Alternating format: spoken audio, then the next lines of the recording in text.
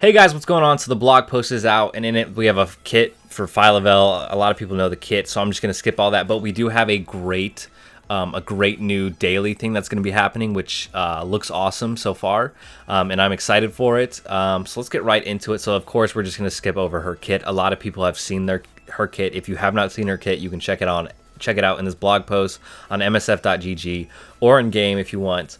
But like I said, it's been talked about a lot, so I'm just going to skip over it for now. But let's talk about Vote for Loki and Campaign Mischief.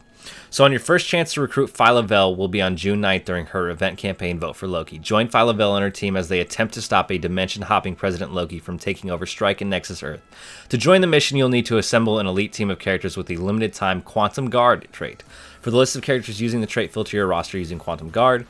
I will say that event doesn't look like it has any really strong healers, so you may want to plan around that a little bit. But again, Kestrel is going to be available, so you might be able to just brute force your way through if you're struggling with that and newer. But let's keep going on. Running parallel with the Vote for Loki will be the Campaign Mischief event, which rewards you your event campaign participation with a chance to acquire Loki's new President Loki costume.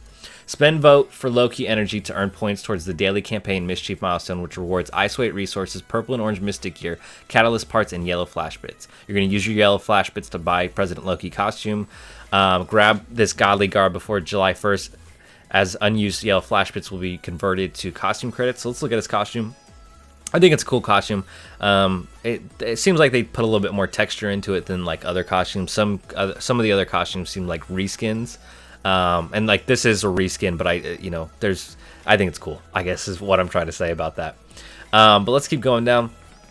So T1 ISO 8 updates to help prepare your roster for the exciting introduction of T2 ISO 8 Blue. I guess it's exciting to them. We've got several upcoming opportunities to earn tons of T1 ISO 8 green. Don't miss these chances to go green in the coming weeks. Campaign Mischief. As mentioned, the Campaign Mischief event will reward ISO 8 resources, including T1 Ion Orb Fragments, which I need a lot of ions, basic and premium T1 ISO 8 Orb Fragments, and T1 ISO 8 Crystals. Players who collect all of their free energy and refill their energy 4 times a day will be able to earn 60 controller ISO 8 Crystals to each attribute, as well as other milestone rewards. So that's great. So if you do 4 energy during the presidential Loki event, which a lot of people do, I recommend it because that will get you a 4-star phyla for sure. Oh, not for sure, but for the most part, most people will probably get a 4-star phyla doing it that way. You will definitely get through it. T1 ISO 8 calendar kicking off June 25th local time. Log in every day for 7 days to earn T1 Ion Orb Fragments, basic T1 ISO 8 Orb Fragments, and premium T1 ISO 8 Orb Fragments. Players who log in all 7 days will earn 40 basic T1 ISO 8 Orbs, 10 premium T1 ISO 8 Orbs, and 10 T1 Ion Orbs. That's great. We do need a ton of it. A lot of other content creators have talked about how there's an ion orb shortage and an ions shortage and all that shit. So I'm just gonna not talk about that because you probably heard everyone's opinions about it. Extra God, this is a lot of T1 ISO 8. Extra ISO 8 orbs. Going live with the next version 5.5 release in about 6 weeks will be the addition of basic T1 ISO 8 orb fragments to the Isotope 8 campaign node. The team will continue to look at any additional ways to make T1 ISO 8 resources more available in the future. So as you do those nodes, you're also going to get orb fragments for those orbs, which is nice. Origin challenges, which this is great. I'm very excited about this. I think this will help out a lot of players. So let's get right into it. Earn more gear for each of the origin traits with the upcoming Origin Gear Challenge. Using characters equipped with ISO 8, so you're going to need to have ISO 8 characters or ISO 8 on these characters. Assemble teams for each of the 5 origin traits and send them into battle to earn tons of purple and orange origin gear. Here are the new challenges and the requirements. So here's their challenges, basically Biomutant Mystic Skill and Tech, not surprising there. Each challenge appears twice a week, once per weekday, with all active on Saturday, and requires the following ISO 8 on characters.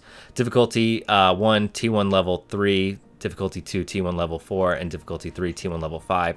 I will say this is not for I guess newer players. I misspoke when I said that, but hopefully this will help you get more gear, because I do need a lot of mutant gear at least right now, and hopefully this will help out in the future. But I will say level 5 and level 4 for newer players is really kind of tricky and hard for them to do. But I will say the characters that you are using for Doom Raid, you will want to get them leveled up anyway, so it'll be all good for that. Returning legendary event, we have Jubilee.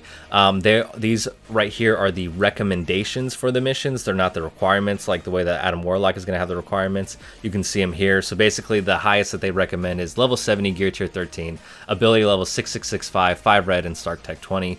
You won't need that high of Stark Tech and all that stuff.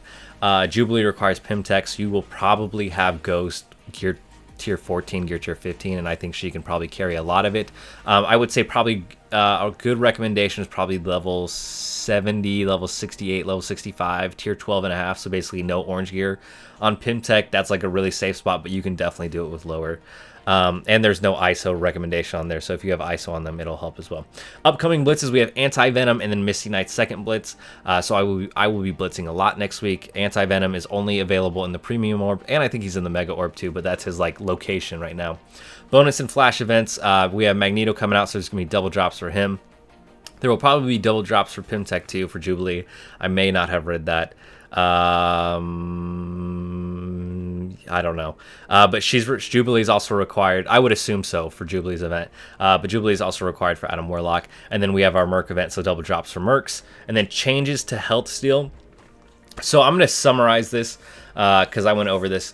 There are currently 5 characters right now in game that still health based off percentages. That's Minerva, Dark Phoenix, Ebony Maw, Yellow Jacket, and Ghost.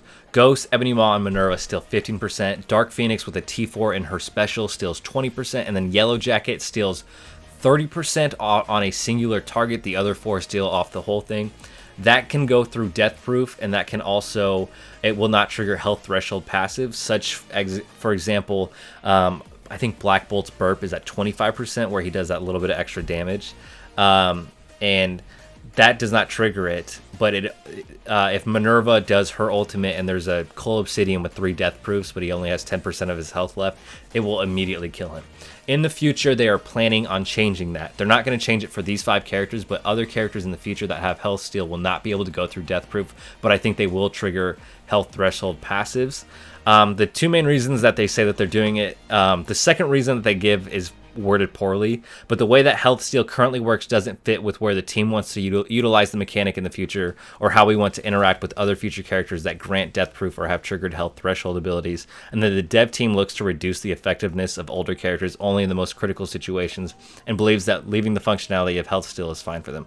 Seems weird, like just the way that they phrase this, the dev team looks to reduce the effectiveness of older characters. The characters are still going to be effective. I think what is effective about them is the health steal and going through death proof. So change, like, I don't, it's just worded very weirdly and seems more worrisome than it is, but these characters are fine, but health steal in the future will change. They're also adding this text: this attack ignores death proof and passives that trigger when a character drops below a certain health. So basically health steal is getting a buff and nerf at the same time. It depends on how important you think death proof is, and it's important on, or it changes how important you think passives are too. Overall, I think it's a good thing. I don't mind that it doesn't go through death proof, but I think these characters really aren't being nerfed at all in any ways. They're just kind of staying the same. That's going to do it for the blog post. Let me know what you think of this. Let me know if you're excited for this Origin challenge. So this challenge is going to happen twice a week. I think each of them will get like Monday. One, like Bio will get Monday, Mutant will get Tuesday, on, and then they're all going to be available on Saturday as well. So I'm excited for it. Anything that gives free gear is great. You will have to invest in those characters, but you're going to probably have to invest in them anyways for Doom Raid, so I don't think it's a huge waste.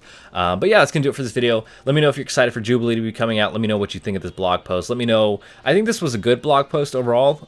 Seemed like good news and good stuff for the community. But that's going to do it for this video. Thank you guys for watching. On this channel, I do guides, I do orb openings, and I do streams, and I do all sorts of Marvel Strike Force stuff. So make sure you're subscribed, hit that like button, join the Discord, follow me on Twitch, and I hope you have a great day. Bye, guys.